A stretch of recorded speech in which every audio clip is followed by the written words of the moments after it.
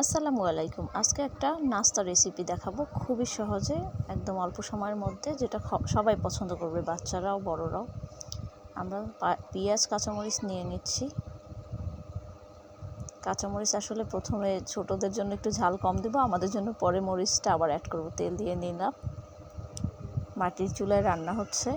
মাটির চুলা মানে অসাধারণ, খাওয়া মজাই আলাদা। যে পেঁয়াজটা একটু ভেজে নিচ্ছি।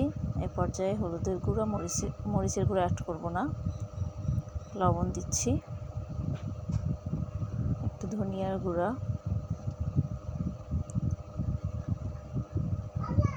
যে আলুটা ছোট ছোট করে কুচি করে ধুয়ে নিয়েছি, সেই আলুটা দিয়ে নিচ্ছি। একদম খুব সহজেই এটা বানাতে পারবেন আপনারা। দেখেন, এখন আলুটা একটু এর সাথে কষিয়ে নিচ্ছি। এ পর্যায়ে একটু পানি দিয়ে দেব। কষানো হয়ে গেছে, আলুটা সেদ্ধ হওয়ার জন্য একটু পানি দিয়ে নিলাম। এখানে আমরা একটু হালকা গরম পানি নিয়েছি, একটু লবণ দিয়েছি তার মধ্যে। এখন 1 কাপ ময়দা নিয়ে নিচ্ছি। ময়দাটা ভালো করে ডো করে নিলাম। এই যে দেখেন, ডোটা হয়ে গেছে আমাদের, সুন্দর একটা সফট ডো।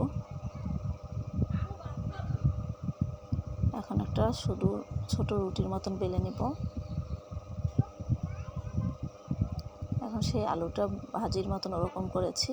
এখন দেখেন, শেপ দিয়ে আমরা মোমো বানাচ্ছি। শেপটা আমরা আমাদের মতোই করে দিচ্ছি। মোমোর তো শেপ আসলে অনেক রকম দেওয়া যায়, যে যার মতন করে দিয়ে নেবেন। এই যে এরকম করে আমরা মোমোর শেপ দিয়ে বেশ কিছু মোমো বানিয়ে নিলাম। এবার চুলায় একটা হাঁড়ি দিয়ে পানি দিয়ে তার মধ্যে এরকম সেদ্ধ করে নিলাম। এই যে আমাদের মোমো তৈরি হয়ে গেছে। দেখেন, দেখতে খুব ভালোই লাগতেছে। এখন রুশাফা টেস্টিং করে আপনাদের জানাবে আসলে কেমন হয়েছে। এই যে রুশাফার জন্য একটু সস দিয়ে আমরা মোমোগুলো দিলাম।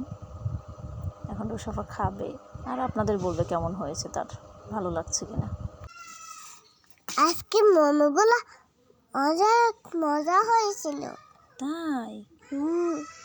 খেয়ে দেখো তো কেমন হয়েছে। একটু সস নিচ্ছ?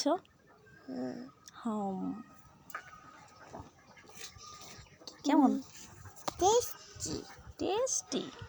আরও খেতে চাও? হ্যাঁ, আবার অন্য একদিন বানিয়ে দেবো। ওকে, আল্লাহ হাফেজ। আজকে